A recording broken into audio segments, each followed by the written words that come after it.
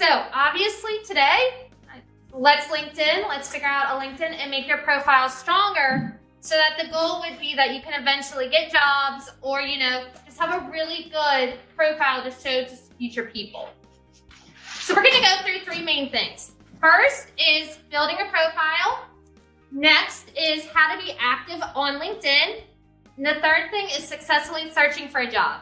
I've got some tips and tricks that may or may not help you. And then we'll also be at the very end, be able to walk around and give you some personalized one-on-one attention about your LinkedIn depending on your questions. So let's build a profile. So the first thing that you want to start with is your photos. No, you want to have a professional and a current photo. Why do you need a current photo? Well, we do not want to catfish anyone on LinkedIn. We don't want to have a super old profile picture that does not look like you anymore. So you want it to be professional and current to give off the impression to everyone who's looking at it that you are a professional. You can also include a background photo. This can be a little bit more fun. So if you're on a sports team, if you're working at a company, you can use their photos. I've chosen to do mine as USM, both as a graduate of USM and because I'm currently working here. So this gives people who are looking at your profile a little bit more insight into who you are. So you want to have a good headline. So mine currently reads, instructor at the University of Southern Mississippi. Doesn't really say anything about what I do at USM. Just says that I teach. But if I change it to dynamically demonstrating the importance of marketing through teaching, that is showing that I teach marketing. So it says a little bit more about who I am, and it gives people a little insight into my personality. It's not this bland standard thing. So you can customize your headline to show off a little bit about your personality and to show a little bit about what you want to do or what you want to accomplish. There's lots of different examples on there. You can look at a lot of salespeople. They are actually really good at it. So, but you want to demonstrate, a little bit of your personality here while still making it professional. If you get any additional degrees, if you go get an MBA, an MPA, add these in as well. Show it off. You worked hard for that education. You worked hard for that extra degree. Put it in your LinkedIn so that people see it in the first time. You're not going to go around introducing yourself as, hello, I am Alexis Stoner, MBA. That's weird. Put it here so that people know it. And the final part about who you are is to have a story for your summary. What you don't want to do is just have, I'm a student at USM, and that's it. That is your summary of your life's work. Have it a little bit exciting. Say who you are, have a little bit of personality with it, and have it say what you're looking for. So, for mine, what I'm currently teaching, and I also say one day I'm going to go get a PhD in marketing. So it's not only showing what I'm currently doing, but it's showing where I want to be in the future to give people that little bit into insight into who I am. So this thing is not so bland. Next, you want to demonstrate your experience. So add in your experience, including any responsibilities or awards that you've had at your background, at your work experiences. Get their attention with numbers. Anything that you can quantify with a number, it's going to help get their attention.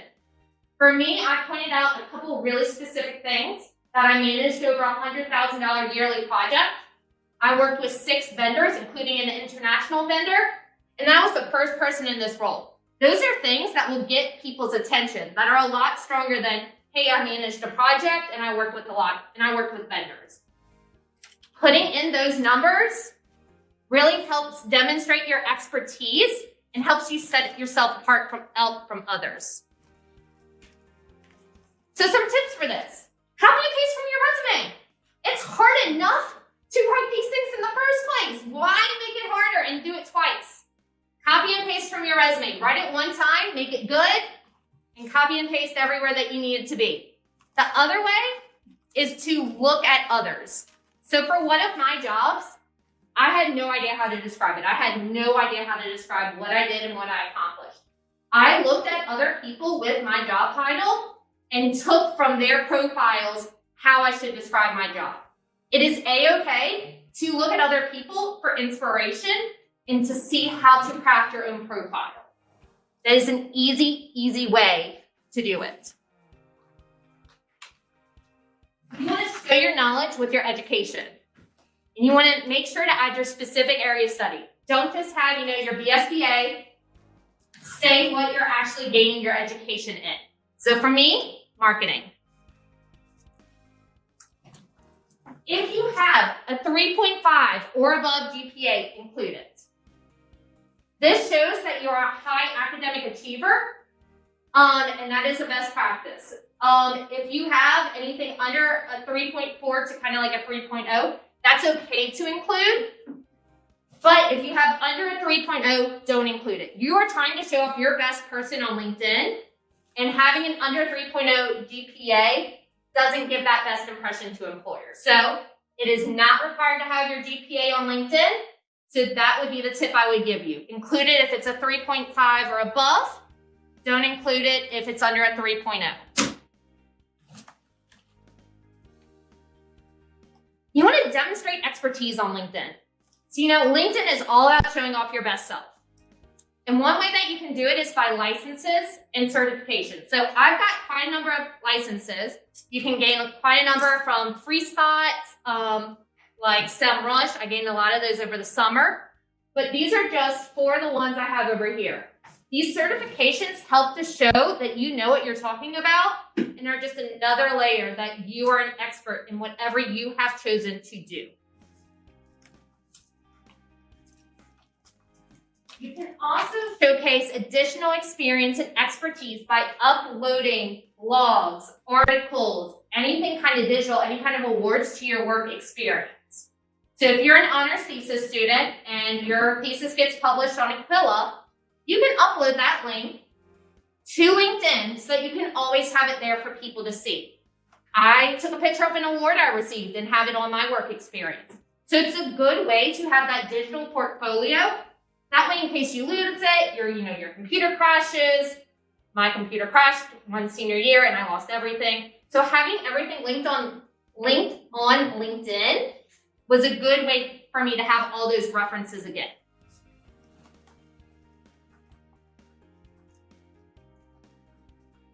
You want to show off your skills.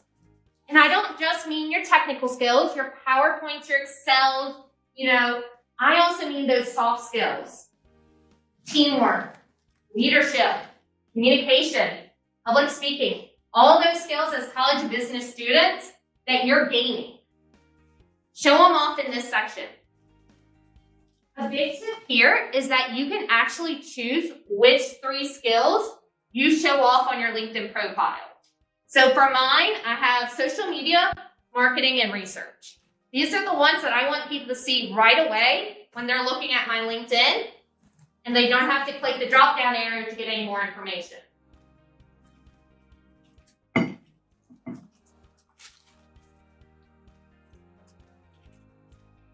Another big tip to help you stand out is to actually take LinkedIn skills tests. These are free. They take about 10 to 15 minutes, and they're about, 20, 25 questions. It depends on which one you take. Once you pass the LinkedIn skills test, you get a blue check mark, and it says that you have passed it. So this is just an easy way. If you have, 30 minutes, you're trying to help yourself stand out from the crowd, to show that you know that skill. So it's not an in-depth like those certifications. So if you've taken your Excel certification, this is different than that, but they both show expertise in different ways. So I will say, you can endorse other people on LinkedIn for their skills. You can say, this person is good at this. Be careful with who you endorse. For me, as a marketing student, I am not about to go endorse my brother, who's an aerospace engineer, for entering aerospace engineering things. Because I have no idea what any of that is. I would just be clicking sure, but not really having any great power. Endorse people that you've actually seen them communicate, that you've actually seen them demonstrate these skills. Give them an endorsement. So if you're trying to look for endorsements, don't go to your friends and say, hey, can you endorse me for marketing if you're an accounting student? You can endorse them for public speaking. You can endorse them for communication, maybe good teamwork if you've worked in a group project with them. But endorse the people that you've actually seen them demonstrate their skills.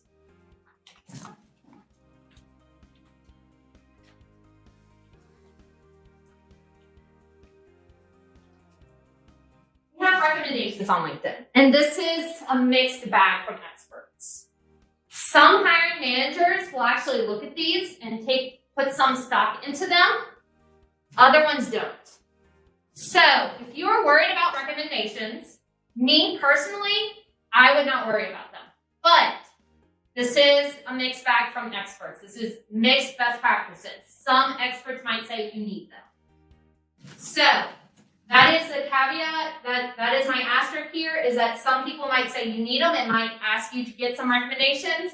I personally, my career has not been harmed. I looked for a long time to find this one recommendation off my friends. Their careers have not been harmed. So it's not the end all be all is what I'm trying to say. With recommendations, a note here is that people can just post these and you won't get notified. You don't always have to ask, they can just post. And it's hard to either have them removed and show. So for this person's example, their supervisor just went ahead and posted it on their LinkedIn. The person did not ask for it, they did not know it was coming, and luckily it was a glowing recommendation, but they didn't know about it and they can't remove it. So just kind of take this whole entire recommendation thing with a grain of salt. You can ask for them, you can get them. It may not make a big difference in showing off other skills. What I will say is that if you're looking for recommendations, save your recommendations, those people that you want to do things, save them for when you actually need them for your job search. Save them for when your employer's calling and saying, hey, is this person a good person or not? Save the goodwill for them.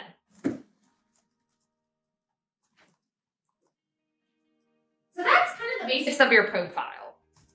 Now you've got to build your network. So by the numbers, LinkedIn's the most trusted social media platform in the United States. It's got about 70% of people trust it and only about 50% trust Facebook, for comparison. It has 722 million members and 55 million companies are on LinkedIn. That is a lot of potential connections. It's a lot of people that you can connect with, a lot of businesses that you can connect with. So there are lots of opportunities here. So who should you connect with? In a nutshell, anyone. You can send out connections to your classmates, to your teachers, to your peers in student organizations. You can connect with people at your workplace. You can connect with people and companies that you would like to work for one day. You can connect kind of with anyone. And there are 3 different ways that you can really connect with people on LinkedIn. The first one is that people are going to send you invitations to connect, and you find these under the My Network tab. So as you can see, I have 3 people who want to connect with me. They're just kind of hanging out.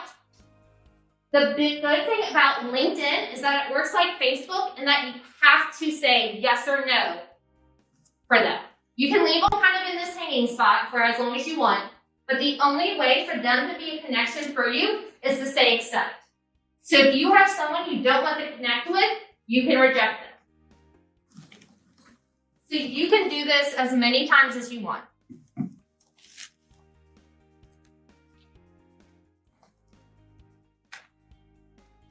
The next thing is that LinkedIn will suggest possible connections for you. So this is under that My Network tab as well. So you scroll down and they suggest things for you based on your profile, how you filled it out. So you can see for mine, they are recommending people from USM. One person's the director of recruitment, and they are probably recommending him because I work at USM. But they are also recommending an elementary education student, probably because I said I was a student at USM. So this takes from lots of different ways. I have USM, I have people I might know from New Orleans, I have people that are recommended to me based on my previous job experiences. So you have a whole host of people that you can send connection invitations to. What I would suggest with this is if you see people you know, connect with them sooner or later. Because what you don't want to do is be a few years out of college, realizing you need to build up your connections, and all of a sudden you haven't spoken to this person in 2 years. It's a very awkward thing to send that connection request because it's like got all sorts of things going through your head. So what I would suggest, the best tip is to kind of go through your connections about every single semester. Maybe after finals, look at the people who are in your classes. Find, their names then, connect with them. Because the people you have class with, those are going to be really, really valuable connections for you later on.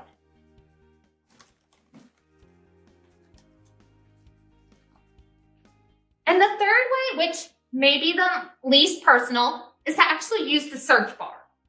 So LinkedIn search bar, you can search for anyone. You can search by title, you can search by job, you can search by location. So you can make connections with people who are doing the same exact thing that you want to do, or things that you want to do. So if you decide that you want to be a data scientist, you can connect with people who have that job title to follow and start that connection. So you can make connections in these 3 different ways.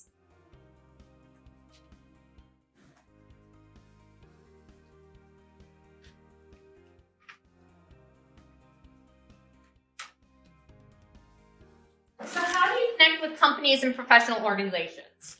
You follow them. You can type in the name of the company and there's a follow button and you click follow. And from there you can interact with them by liking their statuses, by commenting on them, and that way the company will hopefully see that you are a fan of theirs. And you can start building that connection with them. One thing I suggest is if you apply for jobs, follow that company. You apply for a company's job, follow that company so that you can have research on the company and you can figure out more about who they are and what they post. And then you can use that information in your interview process and impress your interviewer.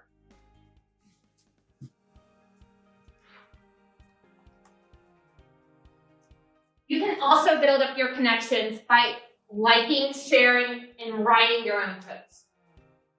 So you can comment on anyone's post. As you can see here, I liked someone's job update, and then I've also shared the School of Marketing's update from 8 months ago. So an easy way I do this is a couple times a week. I'll log on to LinkedIn, I'll like a couple people's stuff, I'll comment maybe, but I keep myself active on LinkedIn. But what I would encourage you to do is to go a step further and put yourself out there and write your own post. Put yourself out there and share an update about what you're doing, about what you're learning in class. Build that active knowledge. Start presenting yourself as an expert now. So what I will probably do is, I know a bunch of people are taking photos of me at the very beginning. I'll probably get some of their photos and write a nice little post about how I presented this. That way, people on LinkedIn will see me as an expert in LinkedIn. It's all about presenting yourself in a professional and expert way.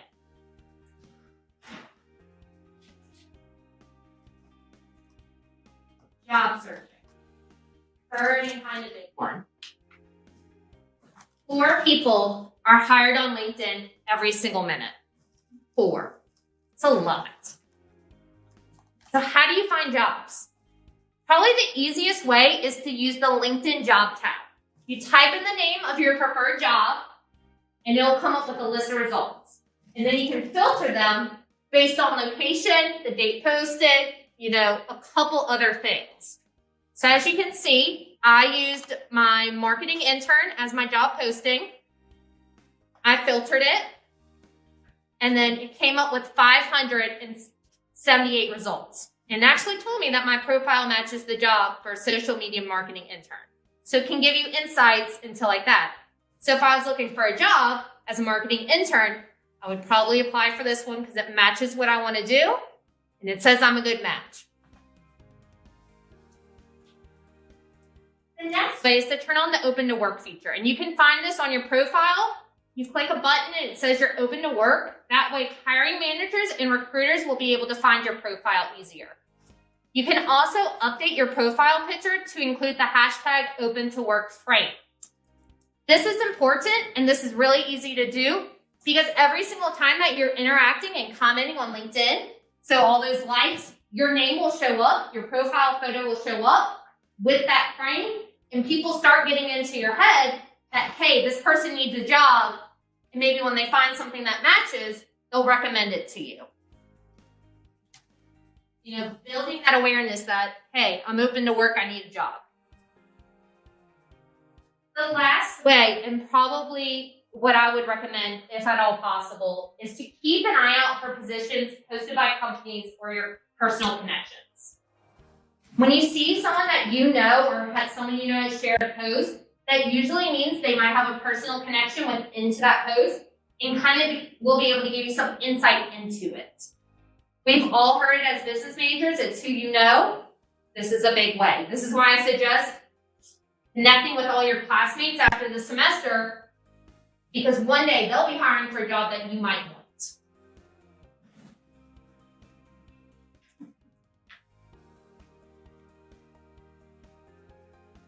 Should you use Easy Apply?